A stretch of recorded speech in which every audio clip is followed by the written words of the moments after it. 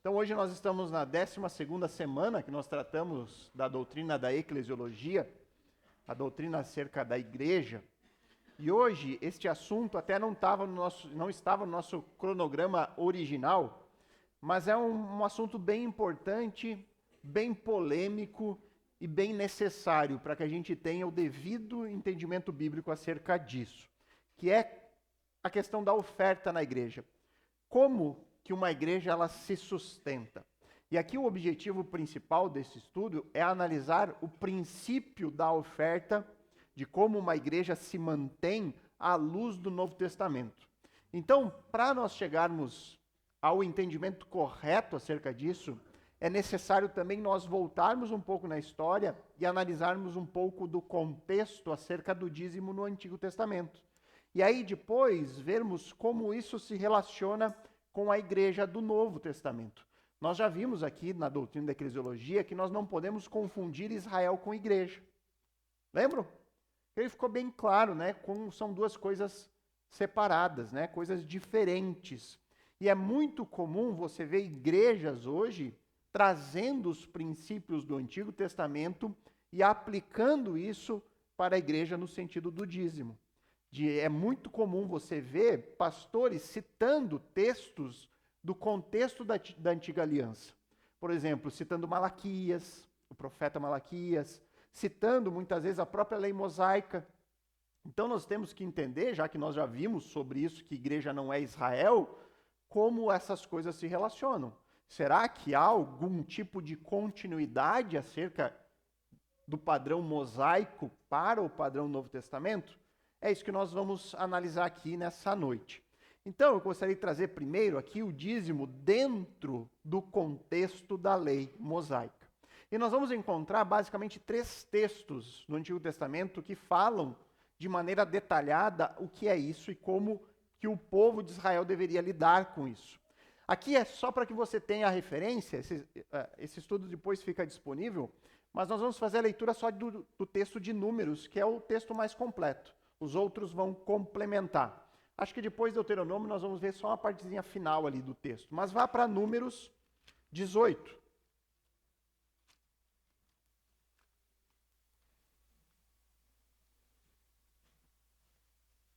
Números foi escrito por quem?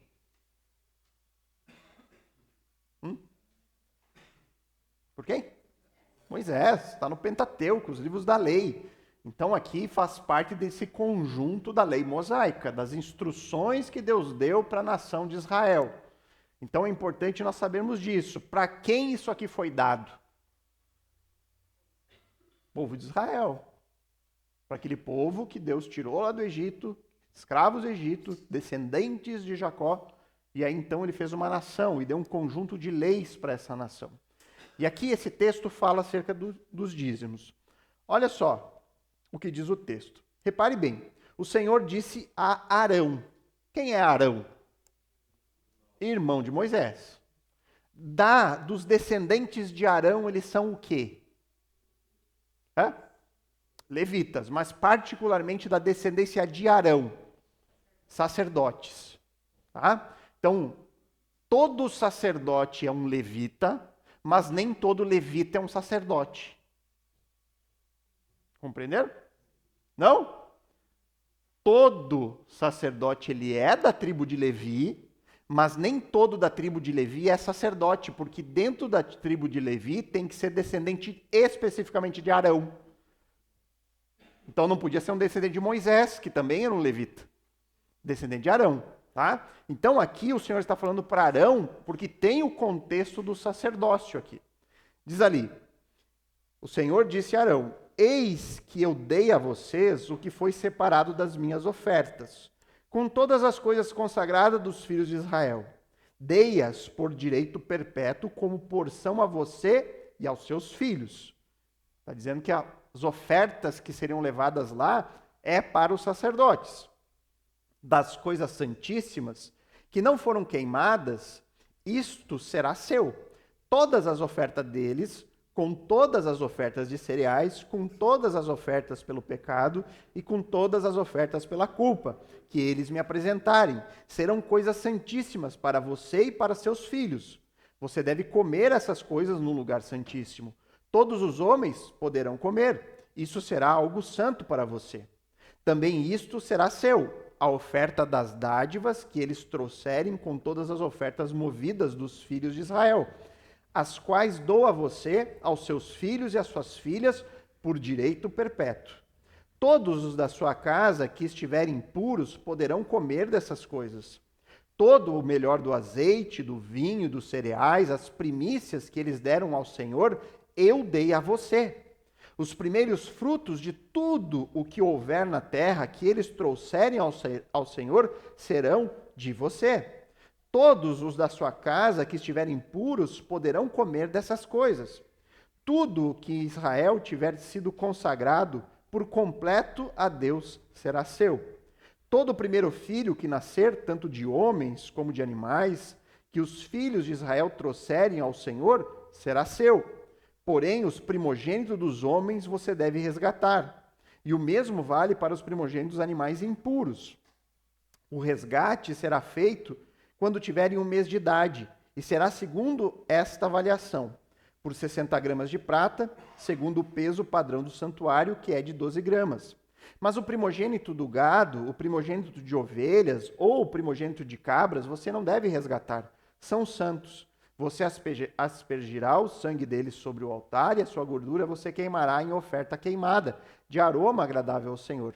A carne deles será sua, assim como será o seu peito movido e a coxa direita. Todas as ofertas sagradas que os filhos de Israel oferecerem ao Senhor, eu dou a você, aos seus filhos e às suas filhas por direito perpétuo. Esta é uma aliança perpétua de sal diante do Senhor, para você e para a sua descendência. O Senhor disse também a Arão: na terra deles você não terá nenhuma herança, e no meio deles você não terá nenhuma porção. Eu sou a sua porção e a sua herança no meio dos filhos de Israel. Aos filhos de Levi dei todos os dízimos, agora já se dirige ao povo, né? Aos filhos de Levi dei todos os dízimos em Israel por herança, pelo serviço que prestam. Serviço da tenda do encontro, do tabernáculo. E nunca mais os filhos de Israel se aproximarão da tenda do encontro, para que não levem sobre si o pecado e sejam mortos. Mas os levitas farão o serviço da tenda do encontro e responderão por suas faltas. Este é um estatuto perpétuo para todas as suas gerações. E os levitas não terão nenhuma herança no meio dos filhos de Israel, porque os dízimos dos filhos de Israel que apresentam ao Senhor em oferta, esses eu dei por herança aos levitas. Porque eu lhes disse: vocês não terão nenhuma herança no meio dos filhos de Israel.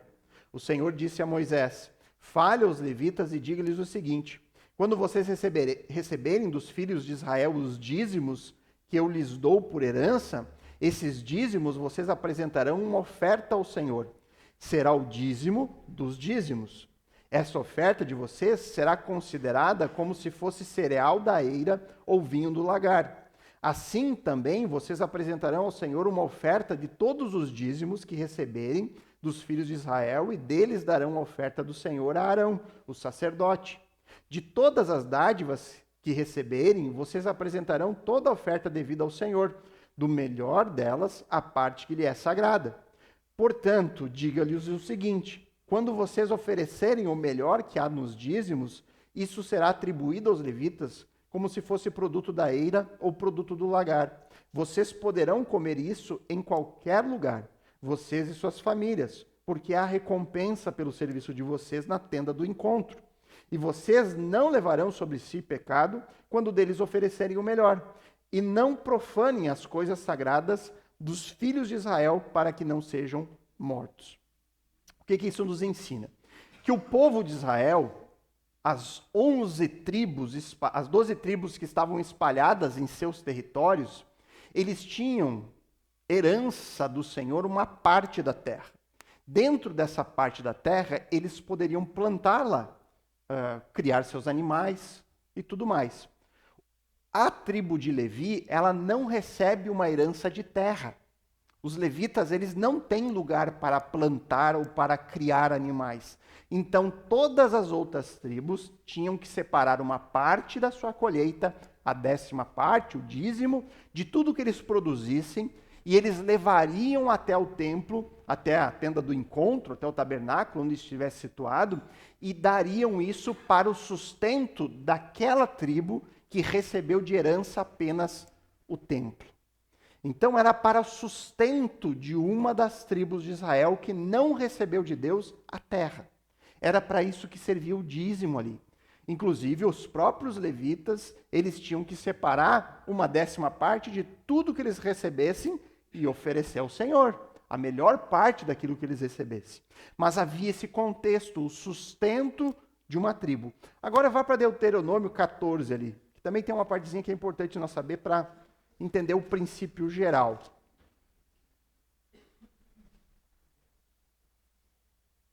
E aí eu quero que você pegue só o finalzinho ali, do verso 27 a 29.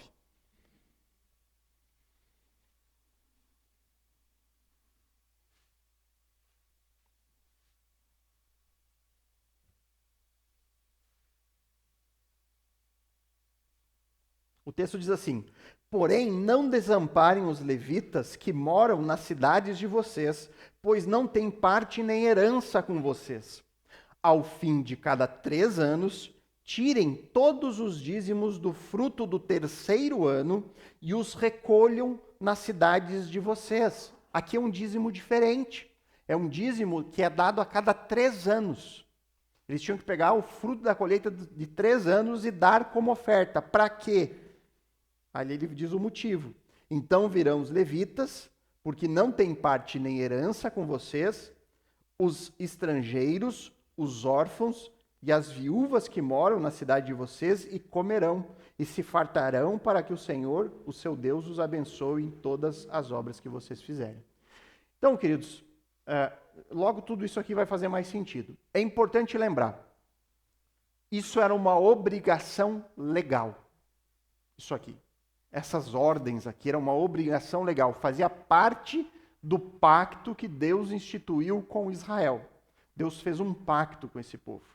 E um pacto que ele entrega a sua lei, e parte das promessas são condicionais à obediência a essa lei. Então, Deuteronômio 28 dá todas as bênçãos e as maldições da obediência ou da desobediência do povo a essas regras. Não cumprir o que está escrito aqui era considerado infidelidade ao Senhor. Era considerado a quebra da aliança. Quem não cumprisse tudo isso que foi dito, estava debaixo das maldições que viriam sobre eles. Por isso que no sistema mosaico, o dízimo não era uma entrega voluntária. O dízimo não era uma oferta. O dízimo era uma obrigação, era um mandamento específico que estava ligado a uma estrutura teocrática. Deus é o rei, ele dá as leis e o povo obedece. Havia uma estrutura ali de um reino com sacerdotes, com território, e nisso se baseia a antiga aliança. O dízimo ele está inserido dentro do contexto legal que regula a vida do povo da aliança, da antiga aliança, da aliança mosaica. Então é sempre importante, né? Havia o contexto legal, uma lei do qual Deus determina que seja, isso não é opcional. Não é, se você puder, dê a 10ª parte da sua colheita. Não. Se você está debaixo da aliança, você tem que cumprir as ordens da aliança. Então, quais eram os propósitos do dízimo no contexto da lei mosaica? Havia alguns propósitos para isso. Deus instituiu com um propósito essa lei. E qual eram os propósitos? Primeiro, sustentar os levitas. Nós já vimos, eles não receberam terra da parte de Deus. Eles não receberam uma herança, uma parte da terra prometida. Não, eles receberam algumas cidades espalhadas entre todas as tribos para eles habitarem, mas eles não tinham porção na terra. Então o trabalho deles não poderia ser plantar, colher. Não, eles tinham que se dedicar aos cuidados do templo, né? Em algum momento do tabernáculo e depois do templo, quando ele é fixado em um local. Depois, havia também o objetivo de prover a obra do templo. Havia um custo para manter o templo funcionando. Então, as ofertas, os dízimos, serviam para isso, promover a obra no templo. Havia também a ajuda aos necessitados, por isso é importante a leitura de Deuteronômio ali, porque também servia para isso, para órfãos, sustentar órfãos, estrangeiros e viúvas. Então os levitas administravam isso e faziam com que ninguém passasse fome ou necessidade dentro do reino de Israel. Eles iam lá e supriam isso com os dízimos que eram entregues para ele. Entenderam? Ficou claro? Alguma dúvida sobre essa parte? Então vamos continuar. Uma coisa também que muita gente tem dúvida é a questão do percentual. A gente fala dízimo, a palavra dízimo significa literalmente, décima parte. É o significado da palavra dízimo. Mas será que o dízimo bíblico é 10%? Será que essa é a medida da lei mosaica? Talvez pareça, não, é lógico que seja, porque é a décima parte. Mas vocês já repararam que a Bíblia fala em dízimos? Ela não fala só dízimo no singular, ela fala no plural, porque nós vimos aqui no texto, havia mais de um dízimo. Era mais de um momento onde era dada a décima parte. Nós vimos aqui que tinha um a cada 3 anos. Então haviam mais. Havia o dízimo básico, que era os 10% de tudo que a pessoa conseguia plantar, colher, enfim, o resultado das lavouras, da criação dos seus animais, eles iam lá e davam 10% de tudo. Então chegava a época da colheita do trigo, já separavam 10% e era sempre as primícias, a ordem era que fosse o melhor, e era dado aos levitas. Para quê? Para o sustento deles, para o sustento daqueles irmãos, a tribo irmã, os levitas que não tinham como se sustentar. Então, as outras tribos sustentavam eles com os dízimos. Havia também os dízimos que os levitas entregavam, que era o dízimo dos dízimos. Então, eles davam também a décima parte da décima parte que eles recebiam. Então, tudo que chegava até eles, eles também tinham que separar uma décima parte.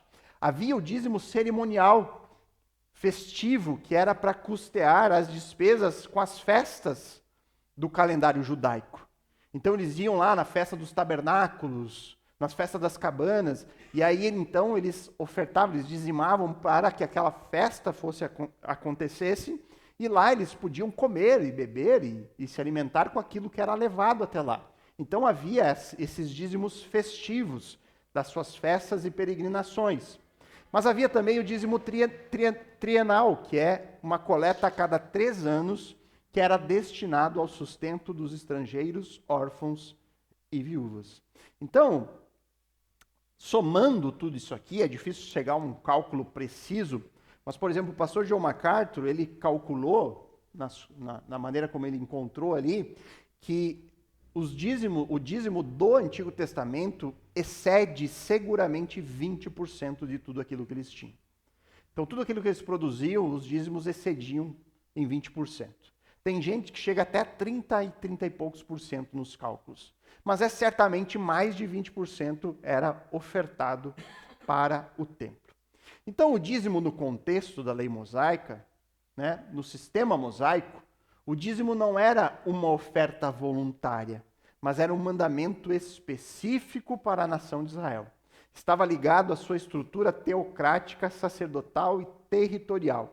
A prática do dízimo estava inserida no contexto da lei que regulava e mediava o antigo pacto. Isso aqui tem que estar muito claro. Isso aqui tem que estar muito claro. O dízimo, ele servia no contexto da antiga aliança. Nós estamos debaixo da antiga aliança? Não. Então nós não precisamos dizimar. É isso? Exatamente. Não dentro desse contexto que o Antigo Testamento traz. O Novo Testamento vai trazer outros princípios, e aí é o que nós vamos entender. Como isso agora acontece dentro do contexto da igreja. Como ocorre a oferta na igreja. E aí nós temos que lembrar sempre o que é a igreja. Nós já aprendemos aqui nos estudos de eclesiologia. Se nós considerarmos a igreja na qualidade de organização, a igreja no contexto de igreja local, o que é a igreja local? É um grupo de crentes reunidos com o propósito de cultuar a Deus, de sustentar com firmeza a palavra, observar as ordenanças, desfrutar de comunhão, de edificação. Isso é a igreja. A igreja somos nós reunidos. Hoje a igreja está aqui. A igreja local está aqui reunida para cultuar a Deus, para orar a Deus, para aprender mais de Deus. Mas se nós todos sairmos aqui do prédio, a igreja não está mais aqui. A igreja não é um local. A igreja não é um prédio, a igreja não é um CNPJ, a igreja não é isso. A igreja é a nossa união. Onde nós estivermos juntos, ali está a igreja. Então, no dia 15 e 16 de novembro, dia do nosso retiro, aqui não é a igreja. A igreja é lá no Tropeiro Camponês. A igreja estará lá.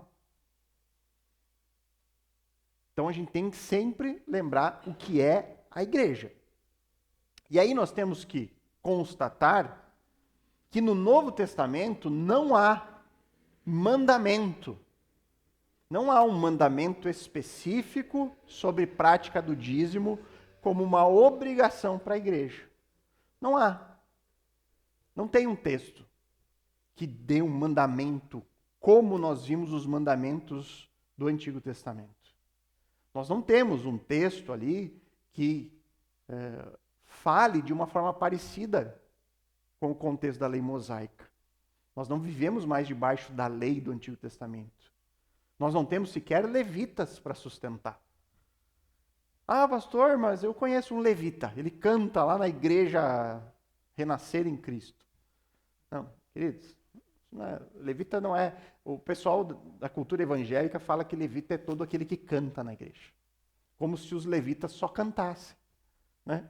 Eles esquecem que os levitas varriam o chão do templo, faziam a guarda do templo. Os levitas faziam tudo no templo, não era só cantar. Então não existe mais. Hoje nós não temos... Existem levitas lá em Israel, lá talvez, né? Eu sei que eles estão se organizando, já sabem quem é de cada tribo, pensando num futuro templo, mas nós aqui não temos nenhum levita para sustentar. Então nós não vivemos mais debaixo do mandamento, como era no Antigo Testamento. E aí surgem algumas questões. Por que então igrejas recolhem ofertas, se não há um mandamento para isso? Por que será? A nossa igreja recolhe ofertas. Recolhe ou não recolhe? Recolhe. E por que ela recolhe? Para cobrir as despesas da igreja. E que despesas são essas? Irmãos, as despesas, elas podem variar muito de lugar a lugar. As necessidades variam muito. Por exemplo, no nosso país hoje, por um bom tempo na minha caminhada cristã, eu achava que não precisava ter igreja institucionalizada. Ah, isso é coisa de homens. Né? Você entra naquela de vamos ser só bíblicos, vamos voltar à igreja primitiva, vamos nos reunir em casa e não precisa de nome, de placa. Mas aí você vai amadurecendo e você vai aprendendo que para estar de acordo com a legislação do nosso país, você precisa formalizar. Nós não podemos alugar um local para nós nos reunirmos se nós não tivermos um CNPJ. Então, assim, eu posso alugar pessoa física, mas como é que eu faço a prestação de contas no meu imposto de renda? Eu vou ter que vou ter que dar um jeitinho brasileiro. Então, é necessário a regulamentação no nosso país. E isso gera já despesa. Se você quer estar de acordo com as leis do país, você vai ter que ter um contador. E você vai ter a despesa ali. Você vai ter a despesa do aluguel do local. Né? Se a igreja ela cresce, ela se vê na necessidade de ter um pastor de tempo integral. E aí nós já aprendemos que é um direito o pastor receber. Então começa a se ter despesas. É por isso que a igreja recolhe ofertas. Para o custeio das despesas que a igreja mesmo gera. E obviamente que se nós quisermos que o evangelho avance, nós também muitas vezes investimos nisso. Nós investimos para que as pregações estejam na internet, nós vamos agora fazer um investimento para ter um evento evangelístico no Dia das Crianças. Isso vai recurso, precisa de recurso. Então, por isso, a igreja recolhe ofertas. Mas nós não fazemos isso no modelo do Antigo Testamento. Há uma mudança no modelo. Há uma mudança da forma onde Deus passa a sustentar a sua obra. Sai o aspecto legal do mandamento da lei e entra um novo princípio. O princípio da oferta voluntária. E aqui, queridos, vamos dar uma olhadinha nos dois textos de Atos. E aqui esse texto também mostra a questão das necessidades, que elas vão mudando, dependendo do contexto local.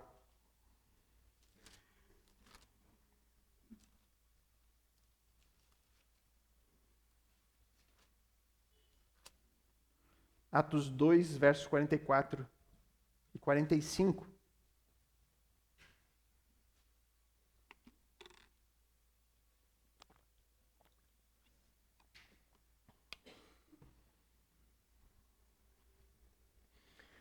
Então ele diz assim: todos os que criam estavam juntos e tinham tudo em comum.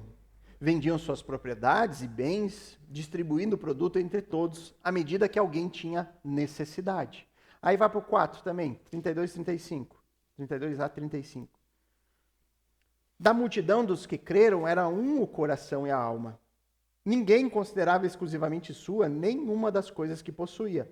Tudo, porém, lhes era comum. Com grande poder, os apóstolos davam testemunho da ressurreição do Senhor Jesus, e em todos eles havia abundante graça. Não havia nenhum necessitado entre eles, porque os que possuíam terras ou casas, vendendo-as, traziam os valores correspondentes e os depositavam aos pés dos apóstolos. Então se distribuía a cada um conforme a sua necessidade. Qual era a necessidade da igreja nesse momento da história? O sustento de irmãos em necessidade.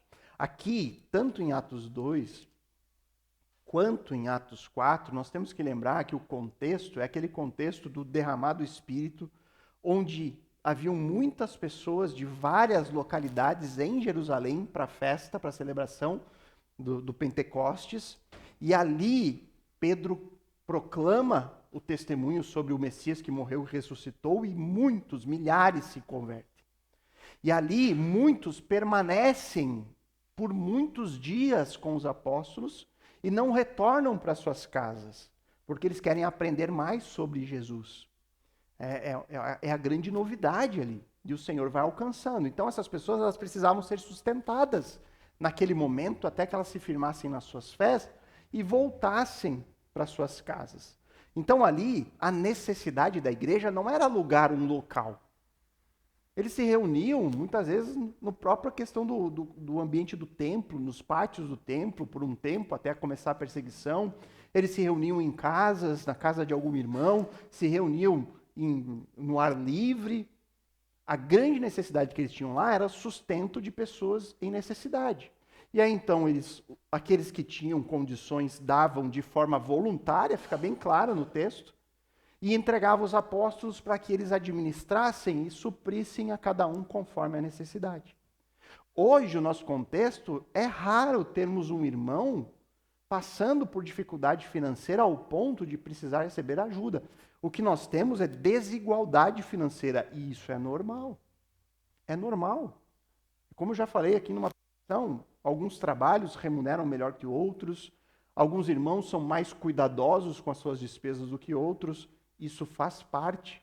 O que nós não podemos ter no nosso meio é alguém passando fome. Alguém que perdeu o emprego, não tem o que comer, e aí nós simplesmente não fazer nada. Não, aí as ofertas recolhidas têm que ir em auxílio a esse irmão. Mas hoje, no nosso contexto, as necessidades são outras. São mais gastos com estrutura, com investimento para levar o evangelho mais longe. Essas são as necessidades. Mas nós vemos aqui, já nesses textos em Atos, que há sempre um princípio de oferta voluntária.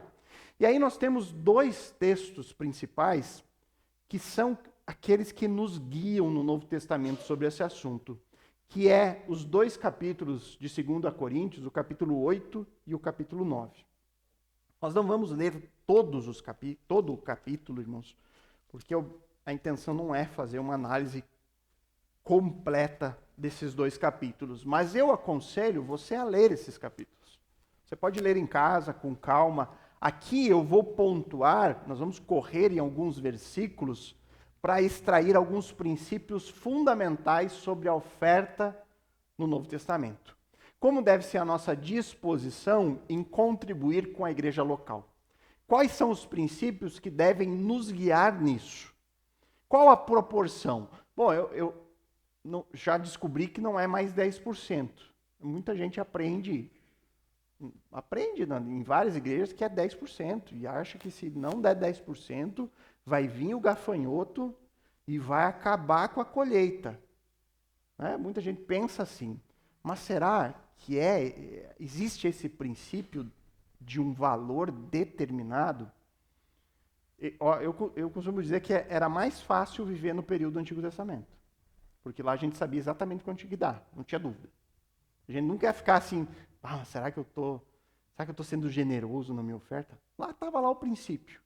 Hoje não. O Novo Testamento, assim como Jesus fez no Sermão do Monte, onde ele pega a lei e diz, olha, se você achou que só adultério era só a prática do ato de adultério, deixa eu dizer para você, se você pensar nisso, você já pecou. Com a oferta parece que ocorre a mesma coisa. Deus pega e eleva o princípio. Ele eleva. E ele traz muito a uma responsabilidade de cada um com o Senhor. De uma prestação contas, de uma disposição. A oferta é um ato de adoração na vida do crente.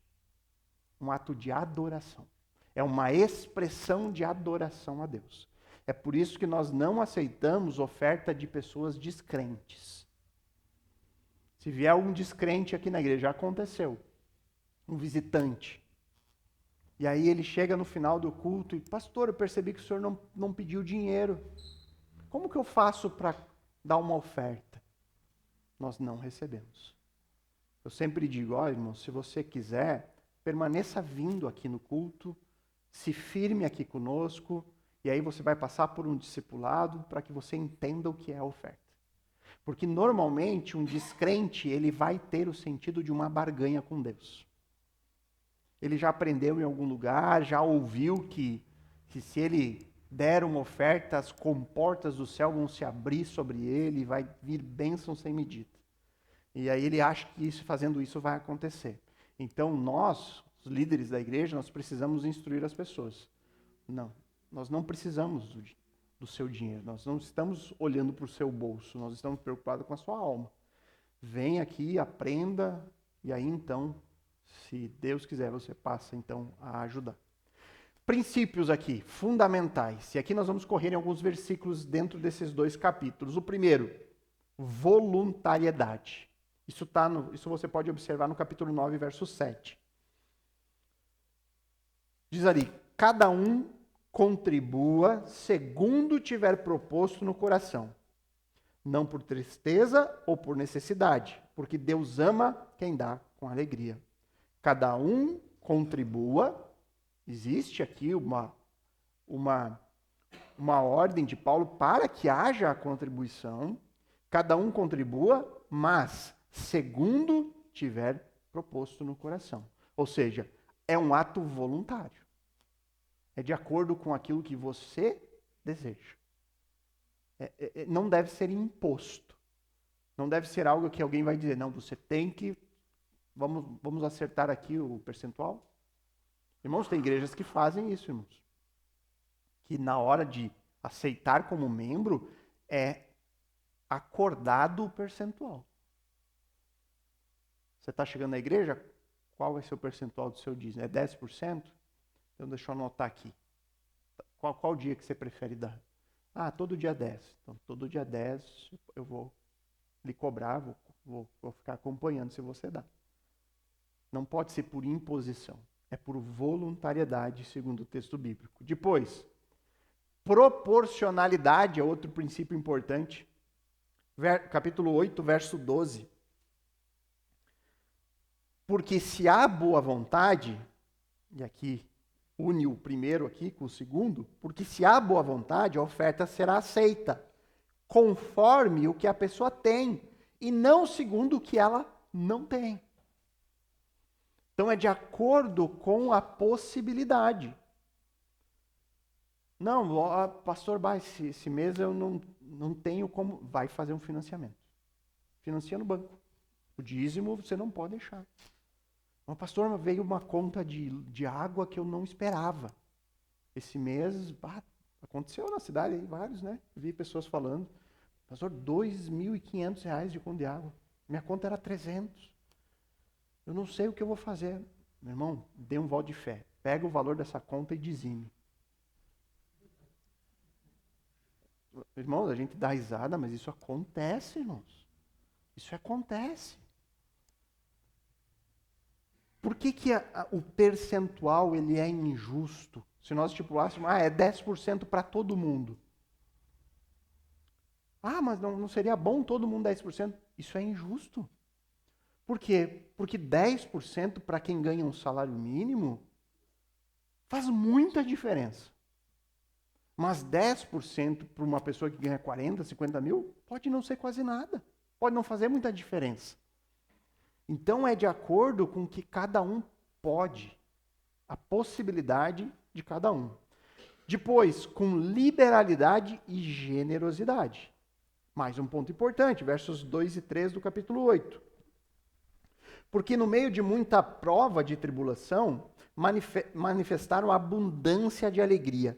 E a profunda pobreza deles transbordou em grande riqueza e generosidade. Paulo está elogiando a oferta que foi concedida às igrejas da Macedônia. E aí ele diz que os irmãos lá, eles transbordaram de alegria, e aí então eles tiveram generosidade.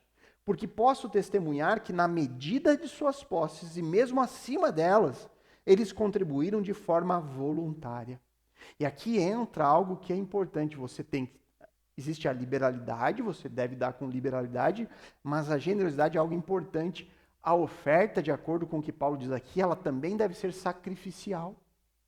Ou seja, o que é uma oferta sacrificial? Cada um sabe a medida. Cada um sabe a medida do que é algo que faz diferença.